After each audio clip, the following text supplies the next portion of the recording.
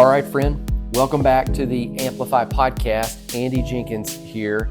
I want to do a very short episode today and talk about something that's it's really important when you come to doing the business side of it all. And that is the difference between lag measures and lead measures. Okay, I'm going to explain them in the training, but it's such a it's not an odd concept. What it is just, it's an unfamiliar concept. So a lag measure is this. It is the consequence, it is the result of actions that you take. So many times we make goals, but we forget that we're really making a goal, and the goal is a lag measure. So for instance, you decide, hey, I want to cut 10, 15 pounds, and the number on the scale, it's a lag measure. We forget that. We forget that a better heart rate is a lag measure. We forget that feeling better in the morning when you wake up is a lag measure. Lead measures are the causes of all those consequences. So a lead measure might be something like, hey, I know that if I exercise a certain amount of times in the week at a certain level of intensity, that's a lead measure. And if I eat a certain amount of food, certain things I abstain from, certain things I embrace, that's a lead measure. The lag measures will occur as a natural byproduct of the lead measures. I used to see it like this all of the time. Alabama football, Nick Saban would say something like, hey, the scoreboard, and I didn't use this term, but this is what he was getting at. The scoreboard is a lag measure. Focus on the next snap. Focus on doing your job on the next play. The next play is the lead measure. If we consistently focus on doing our job, running our play, everybody fulfilling their part, working together, those are the lead measures. The scoreboard, a lag measure, will reflect it. All right, so today we're going to, in just a brief, short show, could you call this that? We're going to talk about the difference between the lag measures and the lead measures, which so happen in business to be called leads. That just happens to be just a corresponding what do you call it? Coincidence? Happens to be leads. We're going to talk about the lead measures, the lag measures that you got to work on in order to get paid for what you know. All right, look down in the show notes. There's some next steps down there for you. And as always, comments, questions, whatever we can do to serve you at a higher level, reach out, let us know. Our contact is there on the contact page.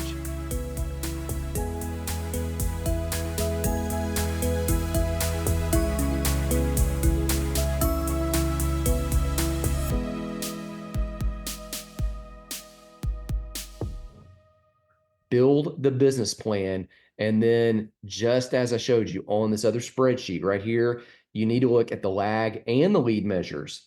Okay, so the lag measure is going to tell you what income do you need, how many products do you need, and then the lead is going to tell you, okay, how do we get there? What is the daily work? What is the grind? Let me give you a tip right here. Just kind of a footnote, hadn't even thought about it. If you'll go to, and I would have referenced this before I started building out these slides if I would have thought about it, but just kind of slinging it in here for you in real time. If you'll go to the module that I have on how to coach people so they make real progress, there's a section in there where we talk about, it's sections 4 and 5 of that module. We're talking about doing the daily work, and we're talking about breaking down the framework for your client into doable steps. And all through that, we talk about the lag measures and the lead measures. And so if you'll go listen to that or watch that for yourself, it totally applies right here for you. Okay. Fifth, finally, track those lead measures, not the lag measures. I get it. This is sounding like a broken record or a skipping compact disc. Do you remember those back in the day? You'd hit a bump in the car and the compact disc would skip and then replay. And my kids have no idea the beauty of getting the 3-second delay and then getting the 8-second delay on the CD, all this kind of stuff. Track the lead measures, not the lag measures. Okay, the lag measures are important, and I'm not saying that you shouldn't know what they are, but the lag measures are going to be a result of the lead measure. So you need to develop right now to build a business, a system of finding leads to make this happen. And by now, because you built out this sheet, you know how many leads that you need and the conversion rates that you need to hit and build those conversion rates. Notice those were really, really low on all these. Okay. Don't build them off the best case scenarios. Build them off of industry averages. If you're doing better than the average, awesome. Keep it going. If you're not hitting what other people in the online space are doing, you just know, okay, I got to dial this in a little bit. Something's messed up with the messaging or something messed up with the offer. You just got some work to do. So the lead measures might be the number of email opt-ins on your website, the number of leads. It might be the number of face-to-face conversations at networking events with qualified people.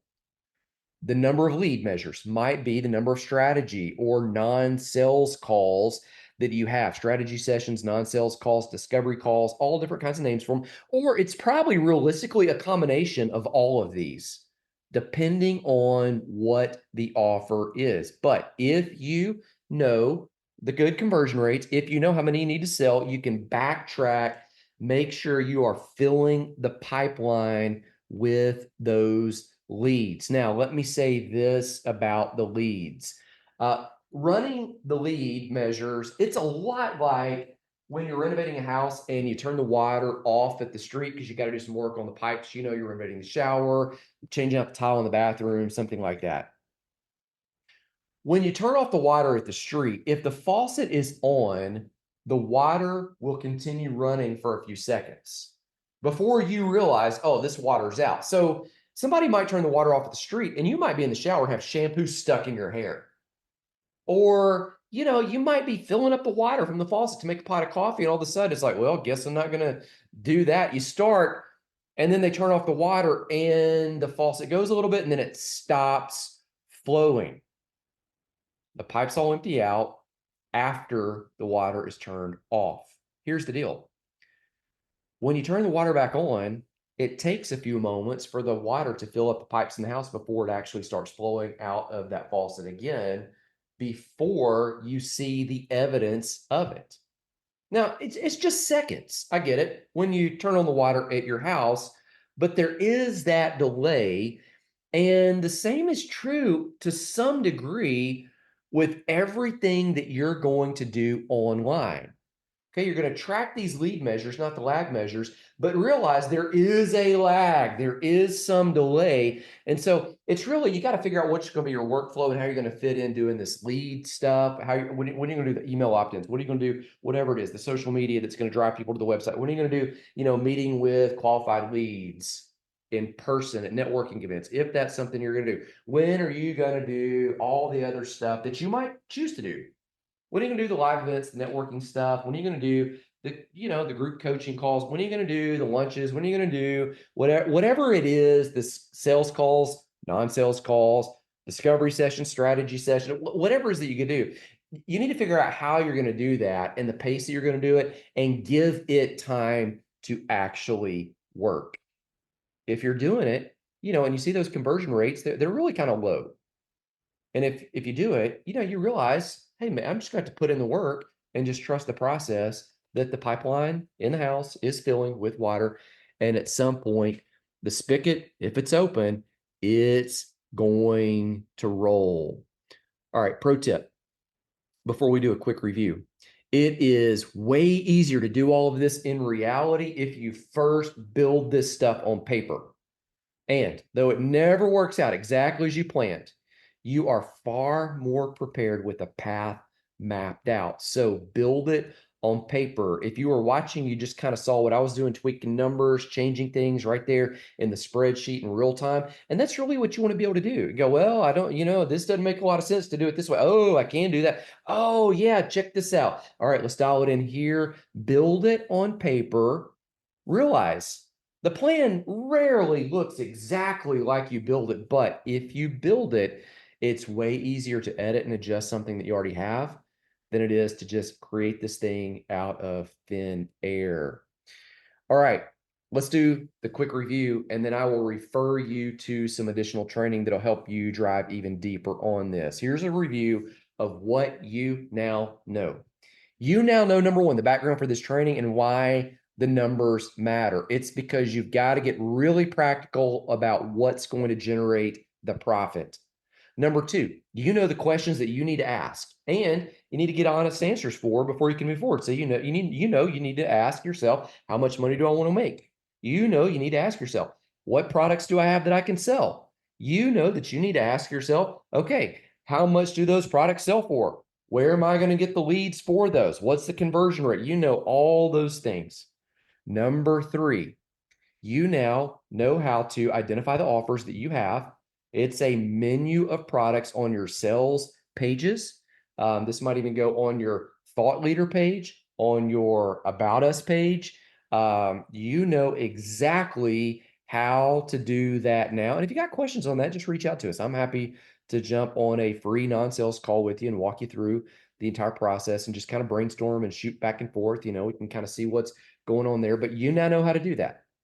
And you know that you can build all of this off of the same content just by giving people different, deeper levels of access to you based on what they pay. You now know, number four, how to do the math, preferably on a spreadsheet that updates the numbers. And I do say, yeah, take the time to build this thing out and make it adjust, make it work. And then, finally, track the lead measures, I'm just going to say this. Let me just highlight this in the slide. I kind of want to highlight and say, not just the lag measures. So let's kind of say that right here. Let's just edit that in real time. Not just the lag measures. We do want to track the income. We do want to track the revenue, but not just the revenue. The revenue is the result of other things that are going on. Okay, so for further study, here's where to go. Go look at what needs to be on your coaching page. Sometimes we call that the thought leader page. So let me highlight that here. Go look and see what needs to be on your sales page. There is a template that will help you step by step know exactly the order and what to say there. In fact, you can download a template from us. You can put on your fonts, you can put it on your colors, you can put on your button sizes and shapes and all that kind of stuff. Put in your pictures, make it look exactly like your stuff. Number three, you might want to look at how to build a sales machine that sells on autopilot. The goal of that is really to take from low ticket offers and always have a next best step for people as they walk through. And then I would also take a look at how to run a membership program. That's in the Amplify course. You have access to all these modules in Amplify Pro. And so if you're looking for them and you're a member of Amplify Pro, they are all there. Just go into the search bar, look for it, and it will pop up for you. And this will help you as you build out the business plan, okay? You've got some great content. You've got some incredible ideas. You need to build a business plan to grow it so you can project your revenue, so you can determine how many products and programs you need to sell, and then you can identify the number of leads that it's going to take to get you there so you can track that, so you can serve more people at a higher level and continue doing the great work that you do.